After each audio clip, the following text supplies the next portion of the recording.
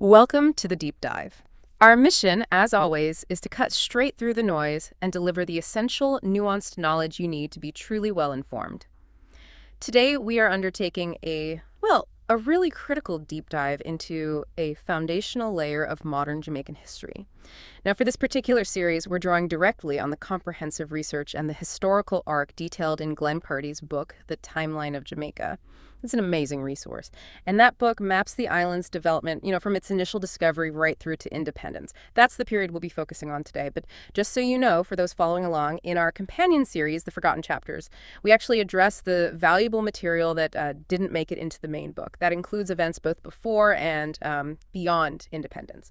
So this dual structure lets us explore pretty much every notable historical episode, whether it falls within or outside that core timeline from the book.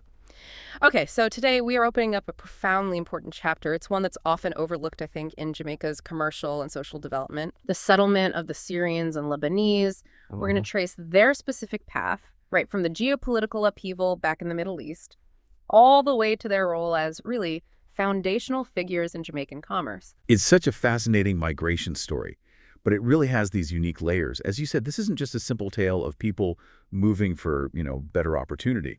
No, this is a powerful case study. It shows how massive, world-altering geopolitical shifts, specifically the collapse of the Ottoman Empire, drove a specific group of people thousands of miles across the globe, and then how they turned that profound dislocation into incredible entrepreneurial success right there in Jamaica. Okay, let's unpack this right from the start, because this is where the historical context gets really interesting, I think. When the first wave of immigrants, and we tend to refer to them collectively as Syrian or Lebanese, started arriving in the 1890s, while the nations of Syria and Lebanon, as we understand them today, they just didn't exist. Exactly. That's crucial. When we talk about the 1890s, you have to picture the geopolitical reality of the time.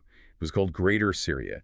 This was a single, sprawling geographic entity, and that entire region was under the firm and often pretty harsh rule of the Ottoman Empire. And that distinction, it matters deeply, right? Because it defines why those names, Syrian and Lebanese, are often used interchangeably in Jamaica even now. So maybe take us through the transformation. When did that split actually happen? Well, the fiscal split happened relatively recently, actually. It was after World War I. Once the Ottoman Empire was defeated, the European powers stepped in.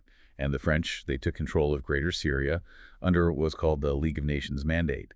France then made a very explicit political and strategic decision. Yeah. They decided to carve out Lebanon and separate it from Syria. That was in 1920. Okay, but why? Why did they feel the need to physically draw a new line on the map like that? What was the thinking? Well, it was about strategic control, yes, but maybe more specifically, it was deeply rooted in the religious and social demographics of the region. You see, France traditionally viewed itself as the protector of the Maronite Christian communities, especially in the Mount Lebanon region. So by separating Lebanon, France could ensure the creation of a state that was sympathetic, Christian-leaning. It acted as a kind of counterbalance to the larger, mainly Sunni Muslim population that dominated Syria. So they weren't just dividing territory, they were actively encouraging existing religious, ethnic, regional differences. The goal was really to fracture any attempts at future pan-Arab political unity. They saw that unity as a threat to their military and political mandate in the region. Okay. That distinction really helps explain the specific origins of the community in Jamaica then. So the early immigrants, the ones arriving in the 1890s, they came from the area called Mount Lebanon, which later became the heart of the new nation of Lebanon. But when they left, they identified with that broader identity of Greater Syria. It's like a linguistic echo of a past era. It is, exactly. Now, this brings up a really important question. Why did they choose to leave Greater Syria at that specific time? We need to look at the powerful push factor. The Mount Lebanon area, it was heavily populated by various Christian denominations, and these communities, much like the Jewish communities in the region, were subject to some pretty intense persecution by the ruling Muslim Turks of the Ottoman Empire. Persecution. What did that look like on a practical, sort of day-to-day level for people? Well, it wasn't just generalized unrest. It involved specific grinding oppression. They were subject to highly oppressive taxation policies, for instance. Economic restrictions designed to disenfranchise non-Muslim merchants. And maybe most critically, there was mandatory military conscription into the Ottoman forces. For these Christian and Jewish communities, military service often meant being sent to distant, dangerous borders. They had no real political stake in the empire. So migration, was often a strategic choice. a way to avoid that conscription, avoid the high taxes that let them keep their sons safe and hold on to their economic capital. Wow. That is a world away from the circumstances of other groups arriving in Jamaica around the same time. We're talking about the period when large numbers of Irish, Chinese, and Indian laborers arrived, right? And they were often bound by systems of indenture. I mean, locked into multi-year labor contracts with specific planters or estates. But the early Lebanese and Syrians, it sounds like they arrived by choice, self-funded, looking for something totally different. Absolutely. They absolutely came by choice. And what they were seeking, fundamentally, was stability under a powerful secular banner. The insight we get from people like Nellie M.R., she was the late matriarch of the M.R. retail family, and she collected these invaluable oral histories from her father and others, is critical here. She noted that for many who left the Middle East, starting from the 1860s onward, Britain was universally seen as the country offering freedom and, maybe more importantly, protection. Right. And if you place that in the global context of the late 19th century, that makes perfect sense, doesn't it? Precisely. I mean, think about it. The United States was still grappling with the aftermath of its own bloody Civil War, plus periods of severe economic panic. Continental Europe was often unstable, frequently embroiled in conflicts.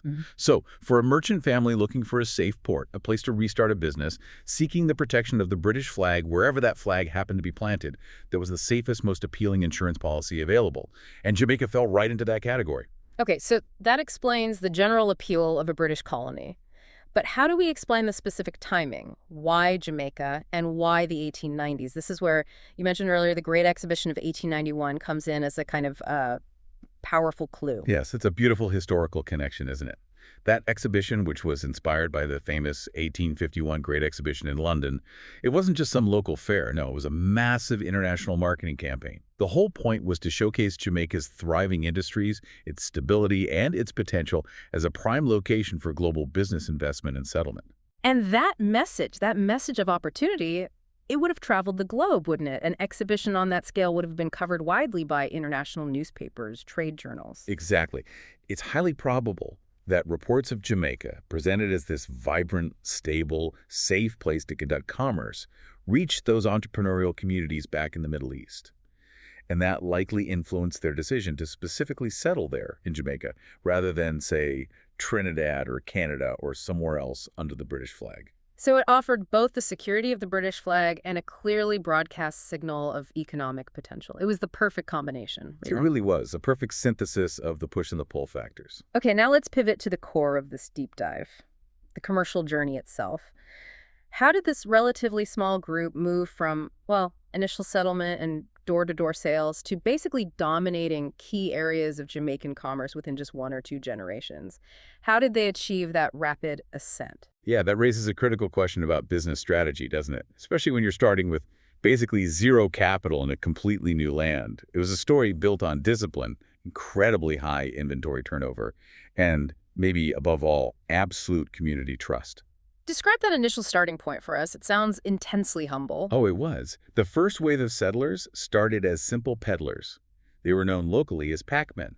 They didn't have storefronts or anything like that. They literally walked their routes, often through rural areas or along the outskirts of Kingston, carrying their entire inventory on their backs. And they dealt almost exclusively in high-demand, high-margin, portable dry goods, things like fabrics, lace, ribbons, sewing notions, small essential household items.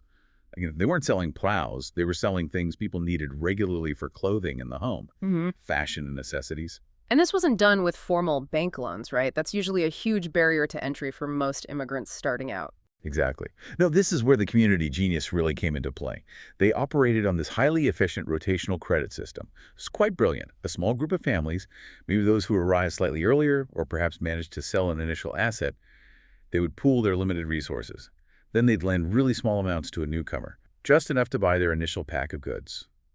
As that peddler sold their wares and generated a profit, they would pay back the loan incredibly promptly, plus maybe a small interest or premium. And that capital could then immediately be relent to the next aspiring peddler. It created this rapid, self-sustaining community banking system that completely bypassed the established financial institutions. Wow. So as soon as they proved reliable, showed they could make sales, the system basically reinvested in them straight away. That's a highly accelerated growth model, isn't it? It really is. So once a peddler achieved consistent sales, the next crucial step in scaling up was changing their mode of transport. And the mule, as kind of mundane as it sounds, the mule was the absolute game changer. The mule. Right. It represented capital investment and a serious expansion in capacity. Absolutely. It meant they could carry significantly more inventory. They could move from just a few bolts of fabric to a much wider range of housewares, maybe small tools, other goods. And crucially, they could cover far greater distances. They could expand their market reach deep into the rural parishes, areas that had very little access to established dry goods stores at the time. They were essentially creating a mobile, personalized retail experience for the rural population. And the final evolution of that journey, the shift from being constantly on the move to having a permanent base. Right.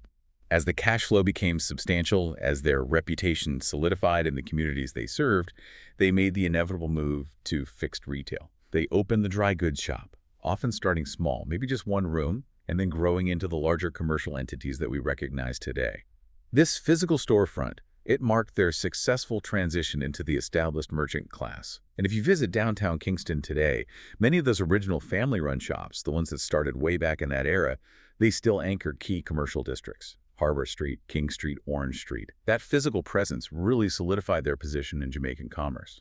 And it's incredible. When you look at the landscape today, the legacy is just undeniable. Names like Ziadi, Hana, Mahfood, Isa, these are household names, synonymous with Jamaican retail, manufacturing, and business leadership generally.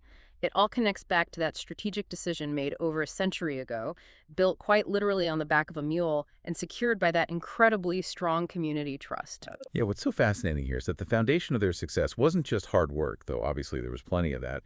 It was also this deep understanding of market needs, coupled with a commitment to, well, vertical integration later on, and this community finance model.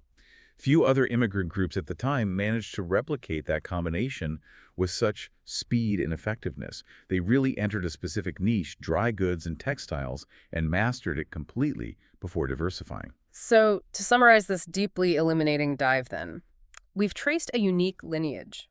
A group forced to flee persecution under the failing Ottoman Empire, who strategically sought the protection of the British flag, perhaps drawn by events like the Great Exhibition, and then utilized this powerful internal community banking system, this rotational credit, to build an entrepreneurial empire in Jamaica, fundamentally transforming the island's commercial landscape forever. And if we connect this back to the bigger picture, the story of the Syrians and Lebanese really highlights the profound interconnectedness of world history, doesn't it? I mean, the defeat of an empire way over in Turkey and the subsequent strategic French colonial division thousands of miles away, that directly resulted in the establishment of a powerful retail dynasty on a small Caribbean island.